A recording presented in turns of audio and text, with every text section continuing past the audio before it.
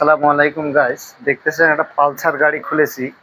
Timing chain আর হলো clutch বাডির কাজ করাইলাম, নতুন ক্লাচ প্লেট ইনস্টল করলাম। আর এই যে এক্সস্টার দেখতে পাচ্ছেন আপনারা, এক্সস্টারটাও চলবে না। হ্যাঁ, তারপরে এই যে টাইমিং চেন আপনারা দেখতে পাচ্ছেন, টাইমিং চেন চলবে না। তা মূলত এগুলো আমি ফেলে দিলাম, দিয়ে ক্লাচ বাডির কাজ করে আনলাম লেদ থেকে, ফুলবাড়ি থেকে। হ্যাঁ, অনেক সময় লাগলো। শুক্রবারের দিন জুমার নামাজ আদায় করলাম ফুলবাড়িতে, খাওয়া দাওয়া করলাম মাশাল্লাহ। এখন আমি আস্তে আস্তে সেটিং এ করতেছি, আপনারা পাশে থাকবেন। আর ভিডিওটা সামনে গেলে ঠেলা দিবেন না, একটু ধৈর্য সহকারে দেখে লাইক কমেন্ট শেয়ার করে দেবেন। আমার এই ভাই আসছে, মূলত আমাদের ভবানীপুর ছিল, উনি এখন রানীগঞ্জে থাকে, ঘোড়াঘাট রানীগঞ্জে। বর্তমান এই কাজটার জন্য আমার কাছে আসছে। এই যে আমার আনোয়ার ভাই হ্যাঁ, আমার আনোয়ার ভাই।